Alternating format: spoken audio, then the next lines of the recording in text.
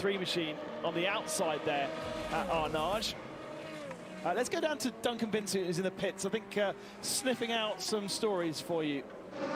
Yeah, thanks, Ben. Just watching the 22 car in again at United there. That's quite a quick turnaround, actually. But ARC Bratislava, they broke an oil cooler. That's why they're a 14-minute long pit stop. Thank you very much, and that answers Daniel House. Good luck with that, Wesley. Question on Twitter using the hashtag LeMans24. I'm very, very tired, so hopefully I can even make it As through. Olivier Pla brings the 708, clicking down to the second of the two cars. The car that he spun at Tete Rouge, either due to a suspension failure or the contact with the barrier caused suspension failure. Not sure we'll ever get to the bottom of that one. But they are now just, well, actually now they're 2 positions away from being on the tail of the hypercar group, because they've just lost a position to Robert Kubica in the Prema. Oh. So car 8 in for a service. He was in the lead of the race as Conway had already pitted.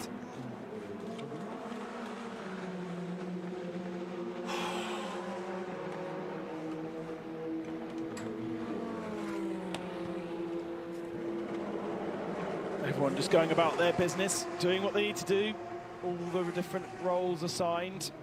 The main job, though, getting another tank of fuel in the car before it heads back out onto circuit. No tyres, no driver, so just the windscreen changed and the fuel added. It's an important time of the race to have the tear-off taken off the screen. Huge tear-offs, have to be very careful how they pull those tear-offs away. You don't want them to rip. They've got tags, a bit like just a normal visor tear-off, tags on the outside edge. And if you break the tear-off as you're pulling from the tag, there's really no way of getting the rest of it off. You'll have to get another tear-off from underneath that one and take both of them off. And you've only got a limited supply, of course, but this is a valuable time, an important time to do the tear-off, because the tear-off itself gets pitted by all the stones. You can clean it, but all those little pitted bits of damage there from stones getting picked up in the windscreen, the dust. Green flag. It makes a difference when you can take that tear-off off for the rising sun. They're working on the top of that little kind of box that sits above the airbox, as you can see here on Roberto Gonzalez's car. Looked like it had that off. It's not an onboard camera, is it? I missed it. I was looking at the times instead, but it's a great one. There's the driver at the back of the Jota garage getting ready, whether it's time to swap Roberto out. Hey, he's driving well. Roberto's driven some really good stints here. You should be pleased with the work he's done. And it's exactly the job he needed to do. Take care of your stuff, man. Stay on that track. To the platinum drivers of Will Stevens or Antonio Felix Costa have been doing a mega job as well so far to lead this race. Going very well for them. Car 38 to car 5. Pit speed race in is in pits. Fuel in. Away we go.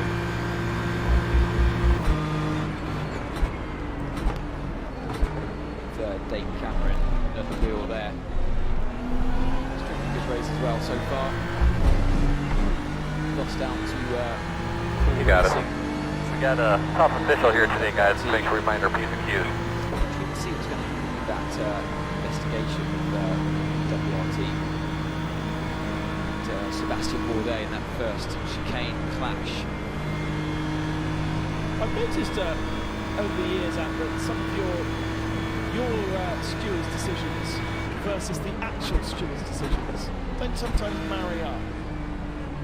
As a driver, It's a tough job, honestly, very, very tough job, and everybody sees it's differently. And as I described just then, you know, there's more to it than just 2 cars hitting each other. There always is, and you have to take all of these things into consideration before you make a call. And to know the regulations as well, as to, particularly in Formula 1, it's a bit different here. It's a little bit more free rein and a bit more old school in many ways, which I prefer. You have to rely on the judgment of the stewards rather than a set amount of protocols as X amount of the car was alongside the other and they were on that side of the track when they decided to. It all gets a bit too much and it can dilute the racing and discourage drivers actually going for it at the end of the day. So I kind of prefer how it is here, but with that comes a bit of upset often with the stewards' decisions because it's a bit more of a human feel rather than trying to segment moments of overtaking moves, whether you're on the inside or the outside. Yeah. Cracked windshield? Schedule with Safelite, and we'll come to you to fix it. This customer was enjoying her morning walk. We texted her when we were on our way. She could track us and see exactly when we'd arrive. I have a few more minutes. Let's go. We came to her with service that fit her schedule. You must be Pascal. Nice to meet you. We got right to work with a replacement she could trust. We're all set. Wow, that looks great. Schedule now at safelight.com. Safelite Repair, Safelite Replace. I have moderate to severe plaque psoriasis. Now there's Skyrizi.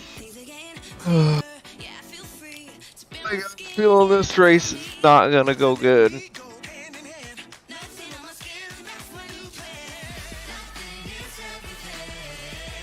Keep your skin clear with Skyrizi. Most who achieved 90% clearer skin at 4 months had lasting clearance through 1 year. In another study, most people had 90% clearer skin at 3 years. And Skyrizi is 4 doses a year after 2 starter doses. It's my moment, so I just gotta say, nothing is everything. Skyrizi may increase your risk of infections and lower your ability to fight them. Before treatment, your doctor should check you for infections and tuberculosis. Tell your doctor if you have an infection or symptoms, such as fevers, sweats, chills, muscle aches, or coughs, or if you plan to or recently received a vaccine. Talk to your dermatologist about Skyrizi. Learn how AbbVie could help you save. What's it like having Xfinity internet? It's beyond gig speed fast. So gaming with your niece has never felt more intense. Hey, what does this button do? No, don't! We're talking supersonic Wi-Fi, 3 times the bandwidth, and the power to connect hundreds of devices at once. That's powerful. Couldn't have said it better myself. You just did. Unbeatable internet from Xfinity. Made to do anything so you can do anything.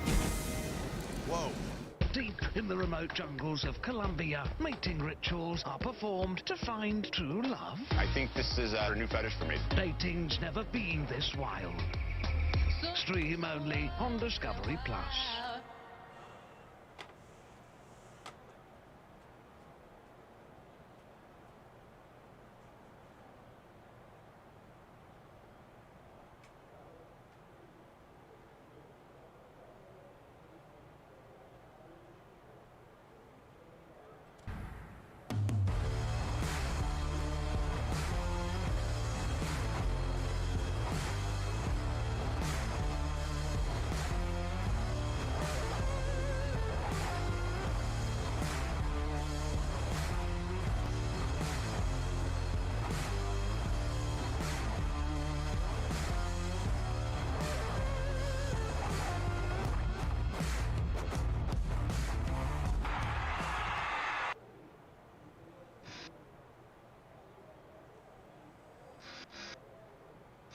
We'll see if these cars race any different.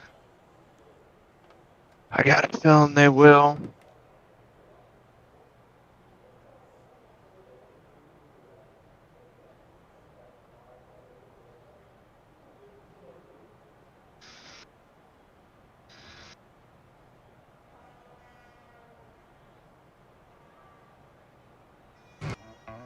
New DQ All-Star Summer Blizzard lineup. Girl Scout Thin Mints, new Oreo Dirt Pie Yum. I'm gonna eat them all.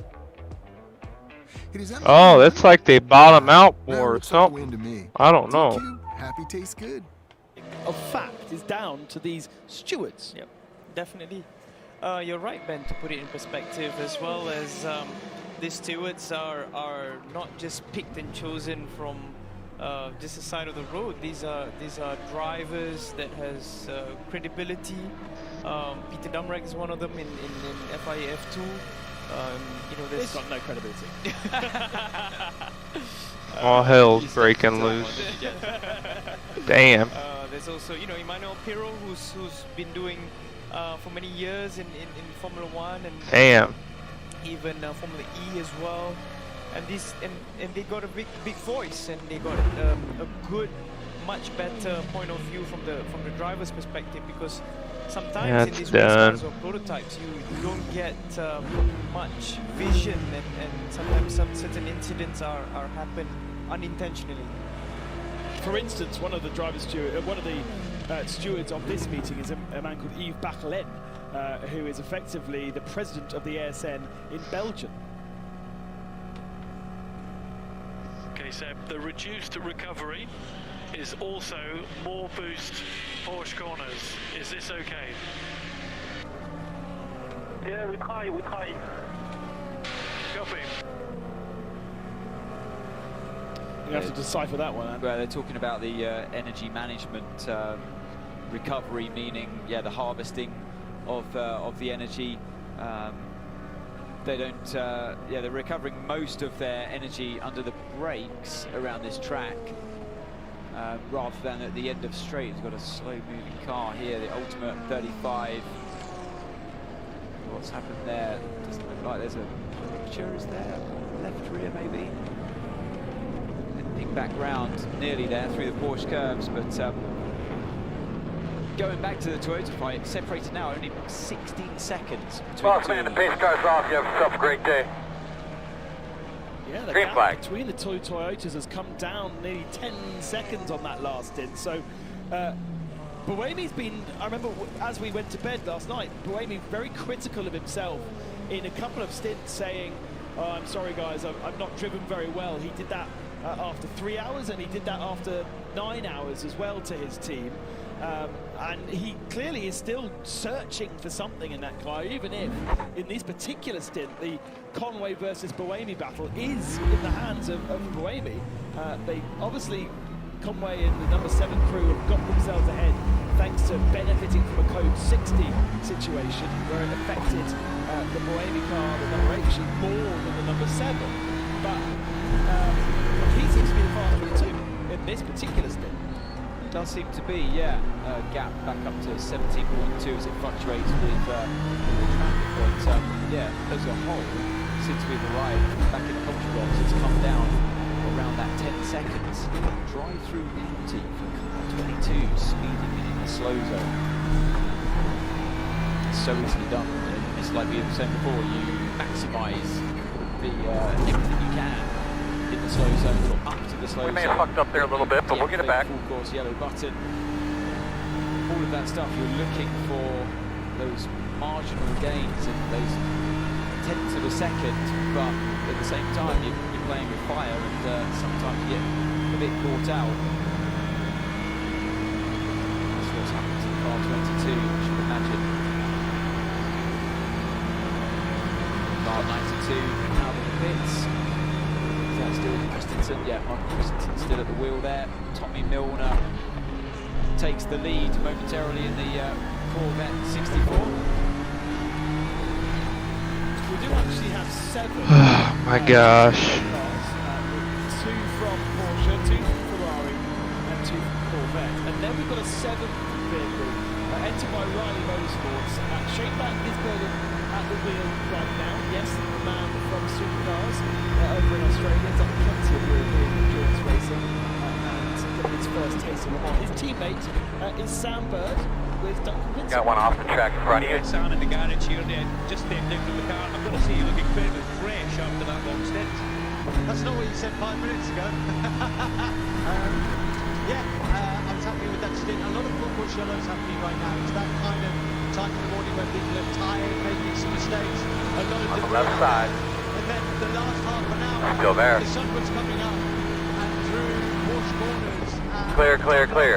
And Tetra Rouge, really Right difficult side. to get where you actually were on track, meaning that Clear. if you wanted to push to the limit, really easy to make mistakes. And you mentioned debris on track. Where are the worst parts? And if you do happen to run off plane, how long does it take you to then pick the tyres back up? Well, these machines, they clean up pretty quickly a few corners, but it's just cobblestones at the moment, gravel. Somebody had been through all the boarding, through Porsche. It was a bit of a mess that day. Yeah, so what's your plan now? Do you rest and get in your blue doubles all the way? On your right. Clear. Good. So I'm going to stay out, stay with the boys, have some breakfast in a minute, see where we're at. Hopefully we can chase down my old teammate Davide Rigon and see what we can do. I must say there's a great team spirit in this guy. It's just that the one car remaining with this boat, but everybody seems on the road. I think considering we got this car literally weeks ago, what we've been able to achieve and fight against the major manufacturers as a privateer team is pretty remarkable, and hats off to Roy Carroll, who put the project together, and Phil Riley. Thanks for your time, Sam. One-time Works Ferrari driver Sam Bird put in a very awkward situation a couple of years ago where he had to choose between his Formula E commitments and his commitments for Ferrari.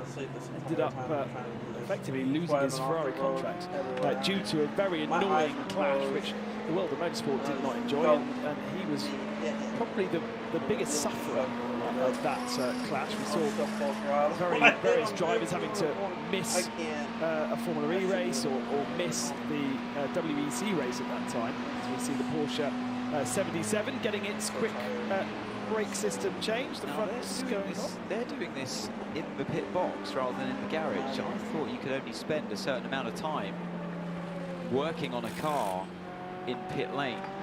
Maybe they believe it's so fast that they can do it in the pit lane in the time allowed.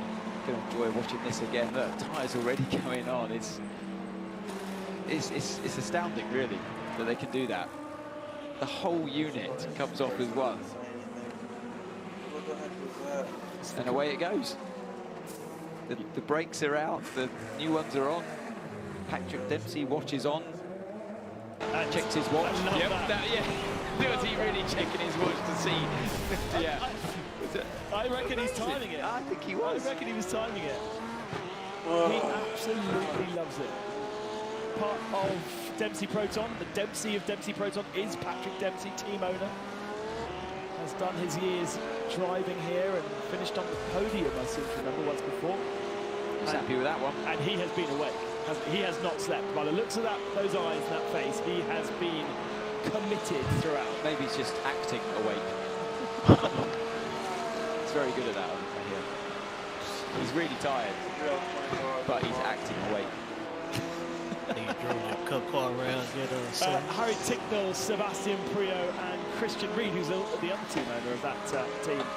Very, very interesting lineup, and they are right at the sharp end of GTM. Although I say that, they are now 5th in class with that long pit stop. Sorry to butt the drive-through penalty for car 31 for causing a collision with car 10 at Marshall Post 11. See, I disagree.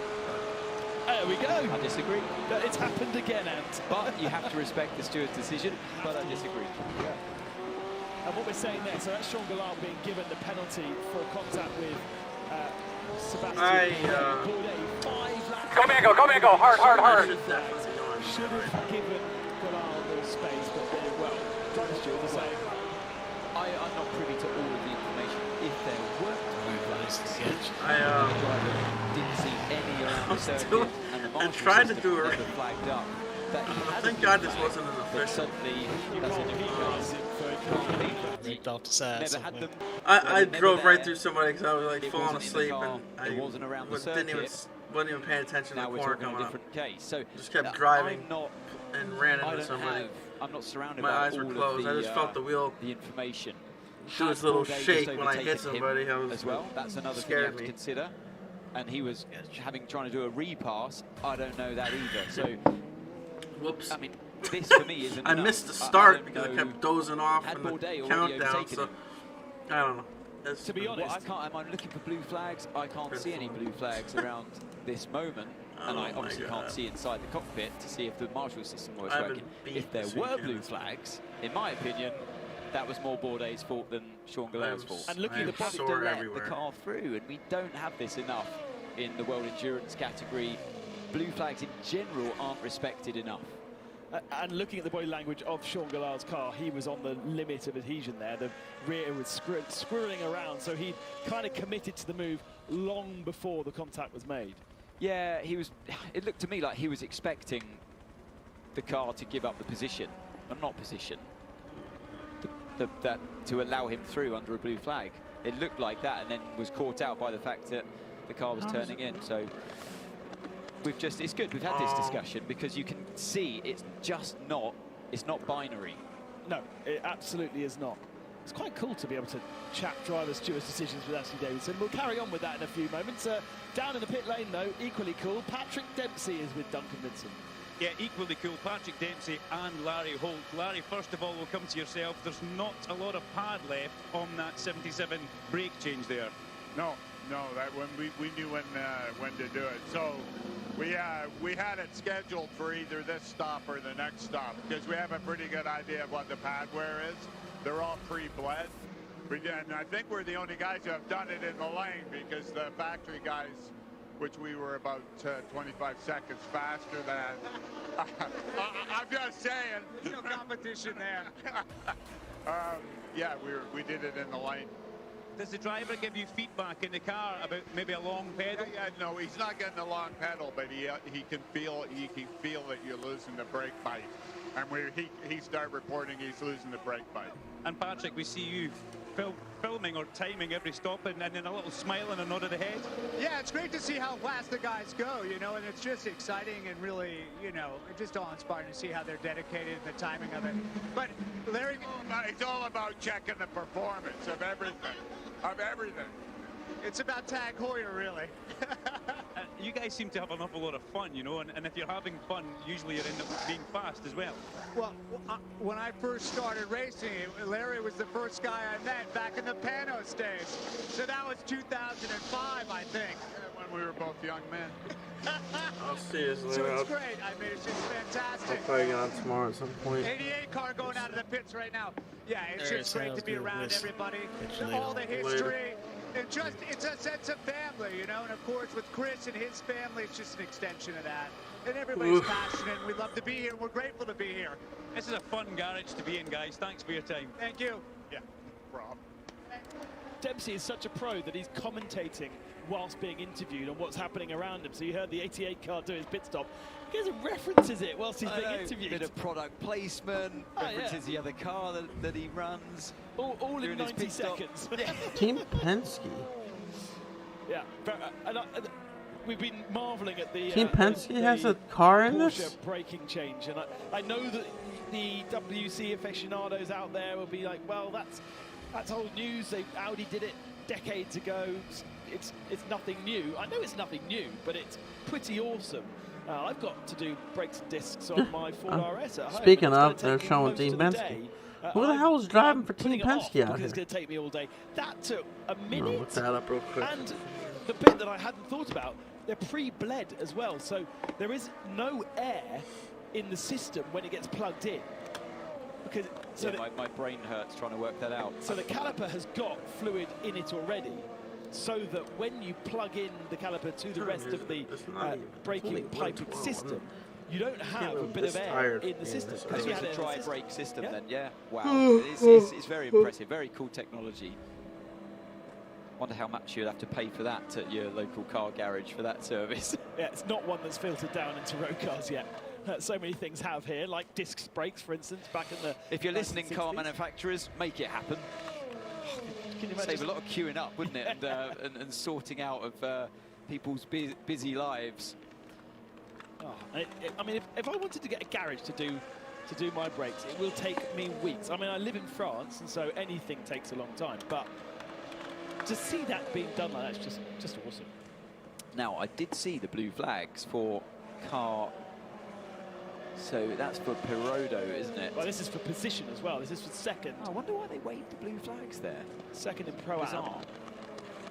Out of Tetra Rouge, that was quite a while ago. But yeah, this is for position. So why would there be blue flags? So look, bit of human error, misunderstanding, and you do get that in this race as well. They see a car close to the other one, and the blue flags come out.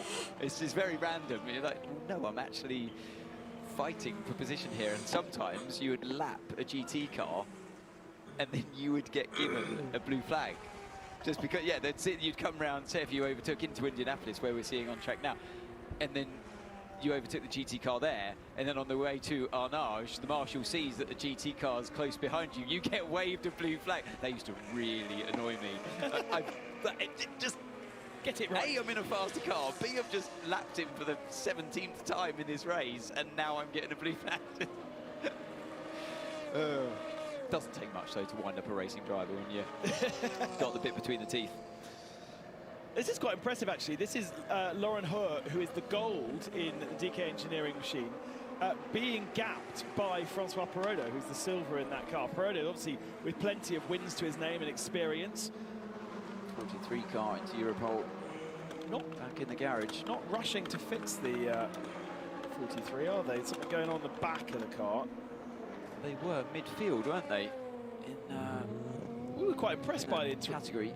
The Inter-Europole. The two cars were up in the top 5 at one point. Oh my now God, it's my 12 feet and 13 are killing me. Inter-Europole, a massive Conway is baker. running in this. Or baking manufacturer. Ryan Briscoe out of Poland. used to race in IndyCar. Making lots of breaded goods. Pippo Durrani. I had heard that before. I had forgotten. Oliver Pla. Here is Francois Perrodo, who now does not have a DK Engineering car anywhere near him, so that's good. It's in the pits. That's the hyper car. That's why. Mike Conway God, he's done driving such a great job. He's just flown away from the number 3. LMP2, there's 27 It is funny cars. when you're doing these pit stops and Team you're at the Penske, wheel Felipe Nasser, Dane Cameron, you see the car come Emmanuel in, Collard. They have their service. Then you're back in the pits. Sebastian and Bourdais the fight is driving continues in again this. when you go back out on track, but it's laps and laps banned. apart. Somebody was As you banned. get out of sync with your strategy. And presumably, moreover, you don't know who's in the other car as well. No, exactly, yeah. And you think, oh, yes, I'm catching them now. And Felipe they had Albert me before, but now watch it. And then you hear, oh, yeah, that's their silver driver or their bronze driver in the car. Memo Rojas.